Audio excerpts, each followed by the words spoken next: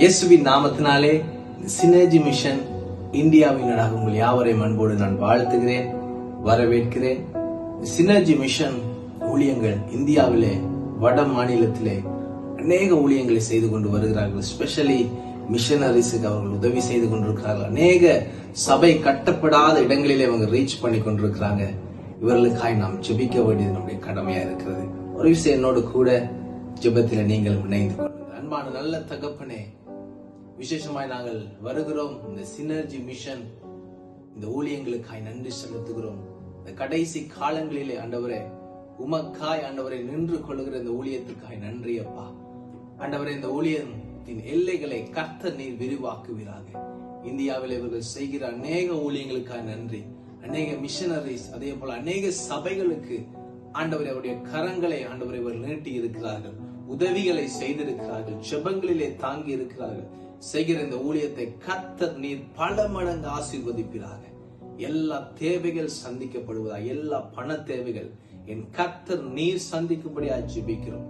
தேவையான ஆள் பலத்தை கொடுங்கப்பா. ஒத்தாசைகளை கர்த்தர் நீர் அனுப்புவீராக. பரத்திலிருந்து ஆண்டவரே, நீர் வானத்தின் பலகணிகளை திறந்து இடம் கொள்ளாமல் இந்த ஊழியங்களை நீங்க ஆசீர்வதிக்க. அப்பொழுதுதான் இந்த ஊழியத்தினால இன்னும் அநேகருக்கு ஒரு பிரயோஜனத்தை ஆண்டவரை ஏற்படுத்த முடியும். ஆண்டவரே, இந்த ஊழியங்களை நடத்துகிற எல்லா ஊழியர்களையும், இதுல ஸ்டாஃப்ஸ், அதே போல யார் யாரெல்லாம் இதுல பொறுப்பா இருக்கிறார்களோ, இந்த ஊழியங்களை கர்த்தர் நீர் நிறைவாய் ஆசீர்வதிப்பாங்க. இயேசுவின் நாமத்தினாலே ஜெபிக்கிறோம் நல்ல பிதாவே. ஆமென்.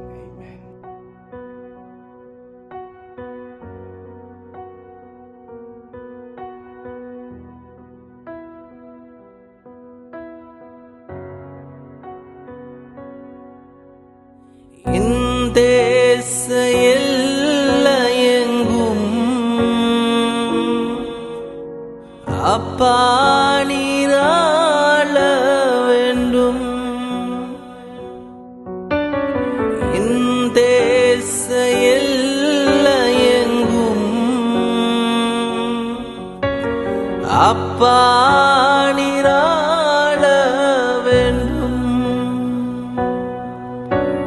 வறுமை எல்லாம் மாறணும், தேசத்தின் வறுமை எல்லாம் மாறணும். வன்முறை எல்லாம் ஒழியணும், வன்முறை எல்லாம் ஒழியணும். எஜமானனே,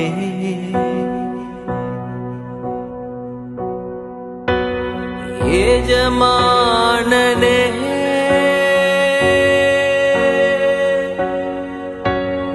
என் இயேசு ராஜனே,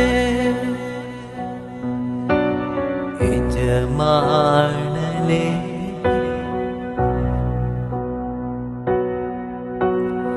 என் இயேசு ராஜனே, என் எண்ணமெல்லாம் என் ஏக்கமெல்லாம் உம் சித்தம் செய்வதுதானே. என் எண்ணமெல்லாம் என் ஏக்கமெல்லாம் உம் சித்தம் செய்வதுதானே.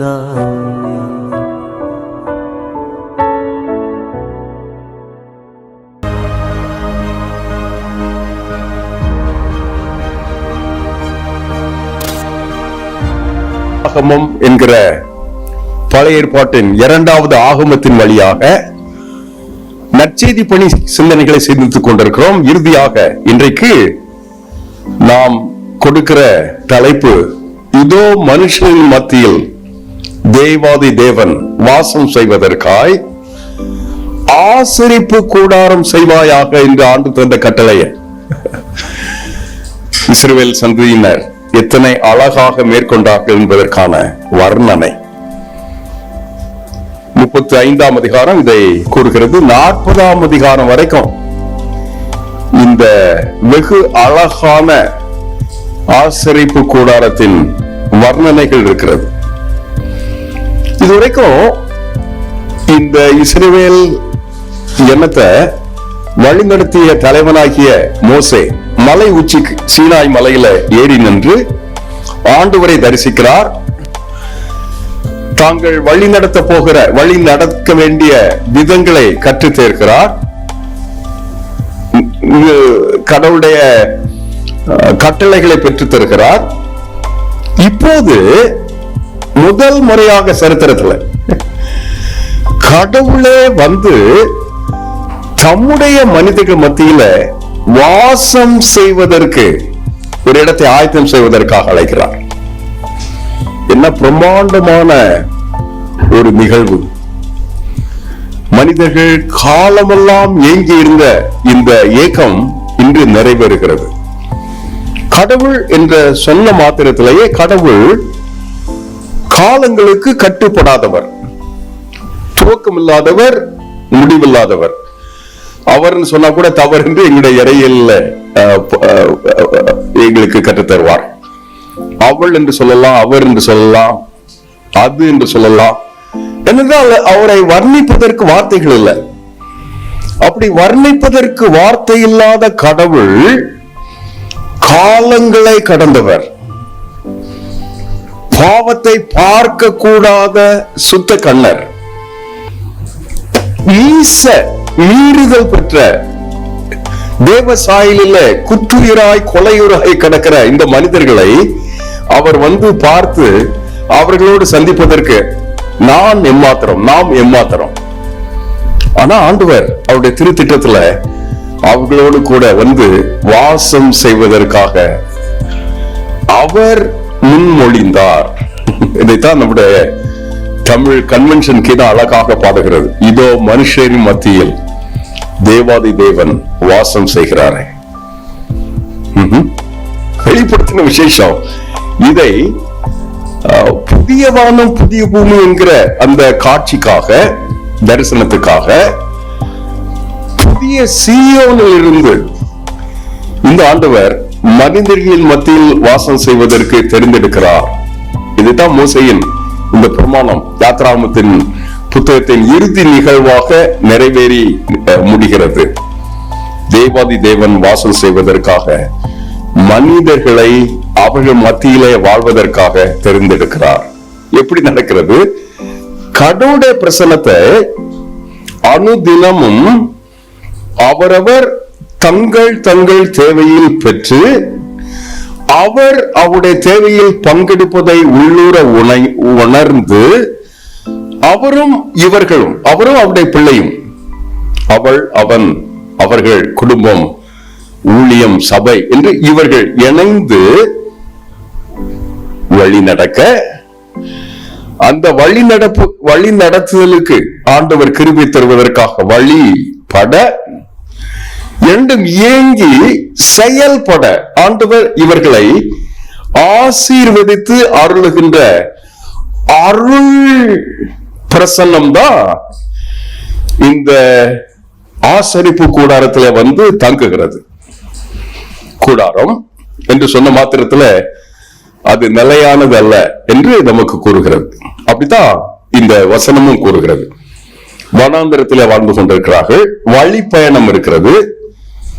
அதன் மையமாக பெயர்க்கக்கூடிய அவ்வப்போது அக்னி ஸ்தம்பம் எழும்பும் போது, மேக ஸ்தம்பம் தோன்றும் போது அவர்கள் இந்த ஆசரிப்பு கூடாரத்தை எடுத்து தொடர்ந்து இந்த வனாந்தரத்தில் நடப்பதற்காக அவர்கள் புறப்படுவதற்கு தயாராக இருப்பதற்கு, பின்னணியத்தில் யாத்ராகமத்தில் புத்தகத்தில் வாசிக்கிறோம். உடன்படிக்கை பற்றி அந்த ஆசரிப்பு கூடாரத்தின் மிக முக்கியமான எல்லையில வைக்கப்பட்டிருக்கிறது. ஏனென்றால் இது உடன்படிக்கையின் இனம். அந்த உடன்படிக்கையின் பெட்டிய தோளிலே சுமந்தவராய் ஆசாரியர்கள் இதை சுமந்து செல்ல வேண்டும். எப்படி சுமக்கணும், எப்படிப்பட்ட பெட்டியில அதை வைக்கணும், பொன் தகடுகளால எப்படி போற்றி பாதுகாக்கப்பட வேண்டும், கூடாரம் எப்படி அமைக்க வேண்டும், அதுல எப்படி தூண்கள் இருக்க வேண்டும், எப்படி திரை தொங்க வேண்டும், அவுட்டர் ஏரியான்னு சொல்ல வெளி பகுதி எப்படி இருக்க வேண்டும், பரிசுத்த ஸ்தலம் எப்படி இருக்க வேண்டும், அவைகளின் முன்னணியில இருக்கிற மகா பரிசுத்த ஸ்தலம் எப்படி இருக்க வேண்டும் என்கிற எல்லாவற்றையும் அழகாக, எப்படி ஆரோன் தன்னுடைய பிள்ளைகளை இந்த லேவி பின்னணியத்துல வந்ததுனால இதை சேவிப்பதற்காக ஆசாரியர்களாக தங்களை ஆயத்தப்படுத்த வேண்டும், பரிசுத்த வஸ்திரத்தை தரித்துக் கொள்ள வேண்டும், நிறங்கள் எப்படி இருக்க வேண்டும், எப்படி பரிசுத்தப்படுத்தப்பட வேண்டும், எப்படிப்பட்ட ஆடைகளை எப்போதெல்லாம் அணிய வேண்டும், எப்படி களைய வேண்டும், இவைகளெல்லாம் சொல்லி பின்பு அதை அலங்காரம் செய்வதற்காக பொன், வெள்ளி, வெண்கலம் போன்ற அத்தனை வேலைகளையும், மிகச்சிறந்த தொழில்நுட்பங்களையும், கலை உணர்வையும், ஓவியத்தையும் படைத்து கடவுளின் திட்டத்துல அவருடைய பிள்ளைகளை அழகாக அமைத்து, ஞாபகக்குறியாக ஊரின் தும்மின் போன்ற பழைய ஏற்பாட்டின் மிக முக்கியமான போதனைகளை அடக்கிய இந்த ஆசரிப்பு கூடாரம் அமைக்கப்படுகிறது. 3 குறிப்புகளை எஞ்சி இருக்கிற கொஞ்ச நேரத்துல உங்களோடு பகிர்ந்து கொள்ள வேண்டும் என்று விரும்புகிறேன். அங்கி எப்படி இருக்க வேண்டும், ஏபோத்தின் அபிஷேக தைலம் எப்படி இருக்க வேண்டும், அதுல 7 குத்து விளக்குகள் எப்படி எரிய பண்ண வேண்டும், இந்த பரிமள தைலங்கள் எத்தனை வாசம் உள்ளதாக இவைகள் இருக்க வேண்டும் என்பதெல்லாம் சொல்லிட்டு, இதை நான் என்னுடைய மக்களை சந்திப்பதற்காக வந்து அவர்களோடு வாசம் செய்வதற்கு அடையாளமாக இவைகளை நீ செய். ஆசரிப்பு கூடாரத்தை கர்த்தர் இன்றைக்கு நம்முடைய வாழ்விலே கேட்கிறார், நம்முடைய இதயத்திலே கேட்கிறார். ஏன்னா நீங்களே இந்த ஆலயமாக மாறிட்டீங்க புதிய ஏற்பாட்டுல. இந்த நிலைக்கு வருவதற்கு முதலாவது நிலை, முதலாவது அடி, அவர் எடுத்து வைத்த ஃபர்ஸ்ட் ஸ்டெப் என்று சொல்லுவோமே, முதலாம் நிலை, முதலாம் முறை எப்படி எடுக்கிறாரு, இதை எனக்காக நீ செய். ஆண்டவர் தந்த விதத்துல சந்திப்பின் கூடாரத்தில் வந்து இப்போது கட்டுவதற்காக அழைக்கிறார். மக்கள் அதை ஏற்கிறார்கள். மேக ஸ்தம்பம், அக்னி ஸ்தம்பம் அங்கு தரிக்கும் போது அங்கேதான் இவர்கள் உருவாக்கப்பட வேண்டும். தொழு கொள்ளுவதற்காக அவர்கள் அமைய வேண்டும், பாளையத்தில் அவர்கள் அமர வேண்டும். பயணத்தில் தேவனாகிய கடவுள் உடன்படிக்கை பெட்டியோடு கூட, அதற்கு மிஞ்சி வாழ்வே இல்லை. ஆண்டவர் எனக்கு தந்த உடன்படிக்கை, நான் அவரோடு கூட, அவருடைய ஜனம், நாம் அவருடைய தேவன் என்று அவர் நம்மை ஏற்றதாக அந்த உடன்படிக்கை சொல்லுகின்ற முக்கியமான நிகழ்வுகளை பெற்றவர்களாக நாம் இப்போது போக வேண்டும். இந்த 3 பகுதியும், அதற்கு பின்பாக அங்க இருக்கிற சுத்திகரிக்கப்பட்ட எல்லை, பலிபீடம், தண்ணீர்ல அங்க இருக்கிற அலகு, பேசின் என்கிற அலகு, என்னை சுத்திகரிப்பதற்கு, ஆசாரிகள் தங்களை சுத்திகரிப்பதற்கு, தூரமாய் பிறர் நின்று அவர்கள் தங்களை சுத்திகரிப்பதற்கு, ஓய்வு நாளிலே அப்பம் அதற்காக ஆயத்தப்படுத்தப்படுவதற்கு, குத்துவிளக்கு எரிந்து கொண்டிருப்பதற்கு, நலதம் போன்ற சிறப்பான நறுமணங்கள் சுகந்த வாசனையாக பலிபீடத்துல வாசனை வீசப்படுவதற்கு என்றெல்லாம் இருக்கிற எல்லாவற்றையும் சொல்லிவிட்டு, கட்டளை பெற்றபடியே கர்த்தர் சொன்னபடியே அவர்கள் செய்ததாக வேதவசனம் கூறுகிறது.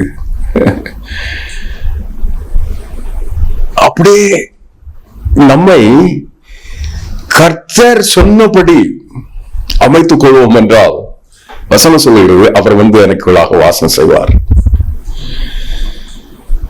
இந்த தேவாதி தேவன் மனுஷன் மத்தியில் வாசம் செய்வதற்காக அவர் இறங்கி வந்தார். கிறிஸ்துமஸ் காலத்தில் அவர் குழந்தையாக வந்து, யோவான் அதை 1ஆம் அதிகாரத்தின் 14ஆம் வசனத்துல சொல்லும் போது, நமக்குள்ளாக கூடாரம் அடித்தார் என்றுதான் அதை சரியாக மொழிபெயர்க்க வேண்டும் என்று சொல்வார்கள். dwelt among us ஆங்கிலத்துல, நம்மோடு வந்து குடியிருந்தார். இந்த குடியிருப்பின் நிகழ்வுகள் நிகழ்வதற்கு முன்பாகவே மனித இனத்துக்காக அவர் வைத்திருந்த திட்டத்தை தம்முடைய இனமாகிய இஸ்ரேல் இனத்திற்கு வெளிப்படுத்தி அவர்களோடு கூட வந்து சம்பாஷணை செய்வதற்கு, துதி ஏற்பதற்கு, விண்ணப்பத்தை அங்கீகரிப்பதற்கு, அவர்களை கண்ணுக்கு கண்ணாக நேராக நின்று அவர்களை பார்ப்பதற்கு. பாவத்தை பார்க்க கூடாது சுத்த கிணறு. ஆகினால இந்த பகுதிகள் எல்லாம் சொல்லுகிறது, புகை வருகிறது, நெருப்பு வருகிறது, அசைவு இருக்கிறது, மின்னல் போல இருக்கிறது அவருடைய பிரசன்னம். அவைகள் மத்தியில உள் உணர்வு கொண்டு, உள்ளான அன்பு கொண்டு அவரை தெய்வம் என்று ஏற்பதற்காக ஒரு எல்லைய இந்த இஸ்ரவேல் இனத்துக்கு ஆண்டவர் இந்த கூடாரத்தின் ஆசரிப்பு கூடாரம் என்கிற எல்லையிலே தருகிறார். எதற்கு? பலிபீடம் தருவதற்கு, என்னை சுத்திகரிப்பதற்கு, எனக்கு பிரதிநிதியாக லேவியர்கள் நின்று என்னை ஆண்டோடைய சன்னிதானத்துல மன்றாடுவதற்கு, ஆண்டவர் அருளும் அருட்கிருபைகளை எனக்கு சொல்வதற்கு, அவர் சொல்லும் வார்த்தைகளை, இதமான எச்சரிக்கின்ற, என்னை வாழ்விக்கின்ற, என்னை உய்விக்கின்ற வார்த்தைகளை அவர் சொல்லும் போது அதை செய்து நிறைவேற்றுவதற்கு என்று ஆண்டவர் என்னை அழைக்கிறார். கட்டுவதற்கு அழைக்கிறார். ஆசரிப்பு கூடாரத்தை ஆலயம் இல்லாத இடத்துல குடியிருக்க கூடாது என்று தமிழ் மொழி கூறும். கோயில் இல்லாத இடத்துல குடியிருக்க வேண்டாம். அப்படிப்பட்ட எண்ணங்கள் வருவதற்கு இவைகள் தான் முதலாவது ஏது, முதலாவது 8, முதலாவது அடியாக ஆண்டவருடைய பிள்ளைகளை வைத்து ஆண்டவர் செய்த அந்த காரியங்கள். இது சொன்ன மாத்திரத்துல மனிதர்கள் எப்படி இருக்காங்க பாருங்க, மனப்பூர்வமாய் சொன்னபடி செய்தார்கள். நான் 35வது அதிகாரத்தை வாசிக்க விரும்புகிறேன். பின்பு எவர்களை அவர்கள் இதயம் எழுப்பி, எவர்களை அவர்கள் ஆவி உற்சாகப்படுத்தினதோ அவர்கள் எல்லாரும் ஆசரிப்பு கூடாரத்தின் வேலைக்கும் அதன் சகல ஊழியத்துக்கும் பரிசுத்த வஸ்திரங்களும் ஏற்றவைகளை கர்த்தருக்கு காணிக்கையாக கொண்டு வந்தார்கள்.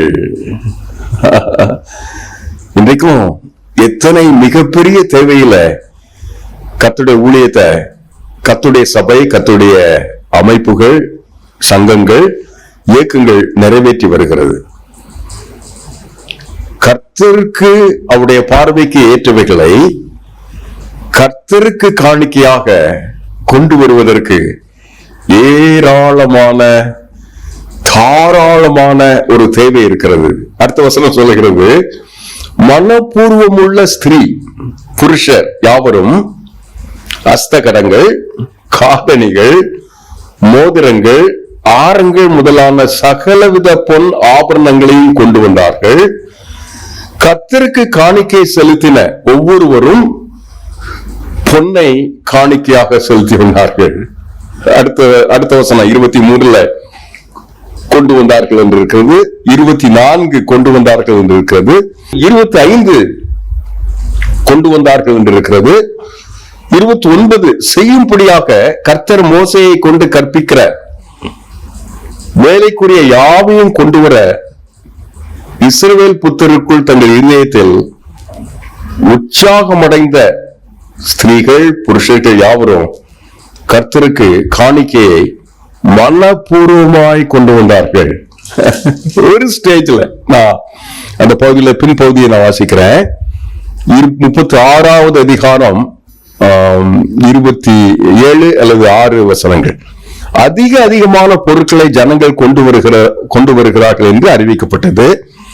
அப்போது மோசே, இனி புருஷர்களோ ஸ்திரீகளோ பரிசுத்த ஸ்தலத்துக்கென்று காணிக்கையாவது வேலையாவது செய்ய வேண்டாம், எங்கும் இது சொல்லப்பட வேண்டும் என்று கட்டளை கொடுத்து ஜனங்கள் கொண்டு வருகிறது நிறுத்தப்பட்டது. ஏன் வசனம் சொல்லுங்க பாருங்க, 7வது வசனம். செய்ய வேண்டிய எல்லா வேலைகளுக்கும் போதுமான பொருட்கள் இருந்ததும் அல்லாமல் அதிகமா இருந்தது. என்ன அழகான ஒரு போதனை. புதிய ஏற்பாட்டு திருச்சபைக்கு உலகத்தின் இறுதி நாட்களுக்காக மிஷனரி சிந்தையில இணங்கி நின்று ஊழியம் செய்கிற ஊழியக்காரர்களுக்கு ஆண்டோட வசனம் சொல்லப்படுவது, போதுமானது அருளப்படும், போதுமானதுக்கு மிஞ்சி இருக்கும். நீங்க போதும் என்று சொல்லும் ஒரு காலம் வரும் என்றால் அதிகமாக பொன்னும் பொருளும் இந்த ஊழியத்துக்கென்று இருந்தது. நம்முடைய நூற்றாண்டின் முந்தைய நூற்றாண்டுல மகா வல்லமையாய் கடவுளால் பயன்படுத்தப்பட்ட இங்கிலாந்தின் மகத்தான புருஷன் ஹட்சன் டெய்லர். ஆப்பிரிக்காவில் அவர் முழங்கால் படியிட்டா சூரியன் உதிக்கும், அவர் முழங்கால் படியிட்டா சூரியன் அஸ்தமிக்கும் என்று சொல்வார்.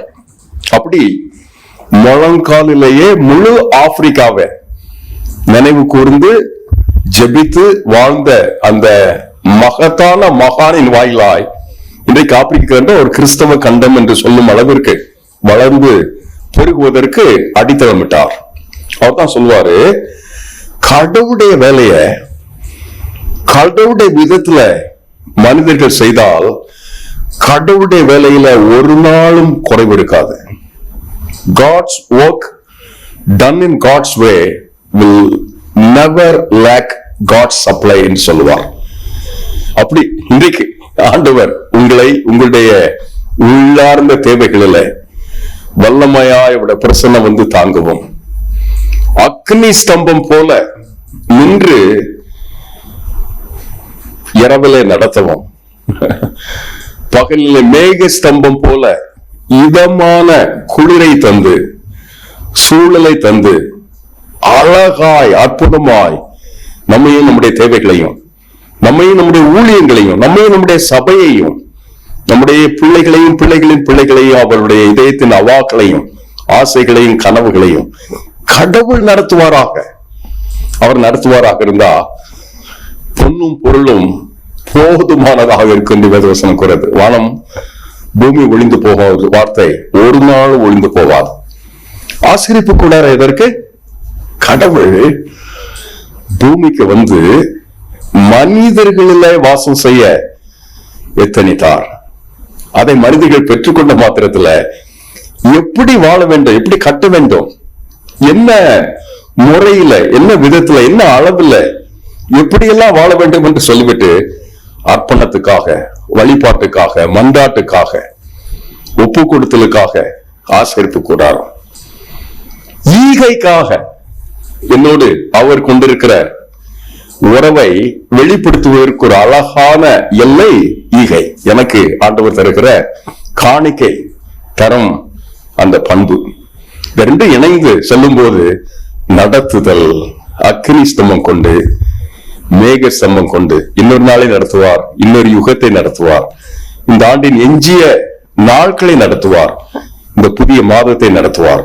அந்த கிருபை கொண்டு ஆண்டவர் நம்மை நடத்துவதற்காக ஆசரிப்பு கூடாரம் என்கிற ஒரு எல்லையில வந்து நம்மை சந்தித்த அந்த ஆண்டவர் இன்றைக்கு என்னுடைய எல்லையாய் என் இதயத்துல, என் இல்லத்துல, இங்கே 2 பேர் 3 பேர் நாமத்திலே கூடி வருவீர்களோ அங்கே அந்த எல்லையில அமைத்துக் கொள்கிற அந்த வாசஸ்தலத்துல தம்மை வெளிப்படுத்துவதற்கு வல்லமை உடையவராக இருக்கிறார். அந்த கிருபை நம்மை சூழ்ந்து கொள்வதாக. இதோ மனுஷன் மத்தியில் தேவாதி தேவன் வாசம் செய்ய ஆசரிப்பு கூடாரமாய் என் வாழ்வு, என் ஊழியம், என் செயல், என் ஈடுபாடு வழங்குவதாக, ஆசீர்வதிப்பதாக. ஆமென். பிரமதாப்பனே, அந்த பெரும் கிருபையில எங்கள் ஆண்டவர் எங்களை அர்ப்பணத்தோடு இன்றைக்கும் நடத்தும்.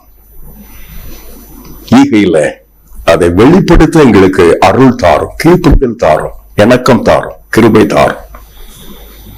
அப்படி இரண்டை வேங்கும் போது அர்ப்பணத்துல, ஆராதனையில, ஈகையில உங்களுடைய நடத்தில் இருக்குமே, அது தெளிவாய், அற்புதமாய், ஆச்சரியமாய் மேக ஸ்தம்பம் கொண்டு நடத்தியது போல, அக்கினி ஸ்தம்பம் கொண்டு நடத்தியது போல, செங்கடலை பிளந்தது போல, எங்களுக்காக யுத்தம் செய்தது போல இந்த நாள் வெற்றியின் நாளாய், மகத்துவத்தின் நாளாய், பராக்கிரமத்தின் நாளாய், வளமான நிறைவின் நாளாய், வெற்றி வாகையின் சூடுகின்ற நாளாய் எங்களுக்கு, எங்களுடைய ஊழியத்துக்கு என்று அருளப்பட ஜெபிக்கிறோம். இயேசுவின் திருப்பெயரில் தாழ்மையாய் ஜெபிக்கிறோம் நல்ல பிதாவே. ஆமென். தேச எல்லையெங்கும் அப்பா நீராள வேண்டும். என் தேச எல்லையெங்கும் அப்பா நீராள வேண்டும். வறுமை எல்லாம் மாறணும், தேசத்தின் வறுமை எல்லாம் மாறணும். வன்முறையெல்லாம் ஒழியணும், வன்முறையெல்லாம் ஒழியணும். எஜமானனே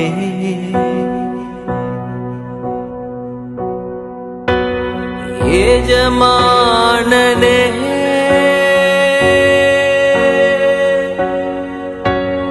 என் இயேசு ராஜனே, எஜமானனே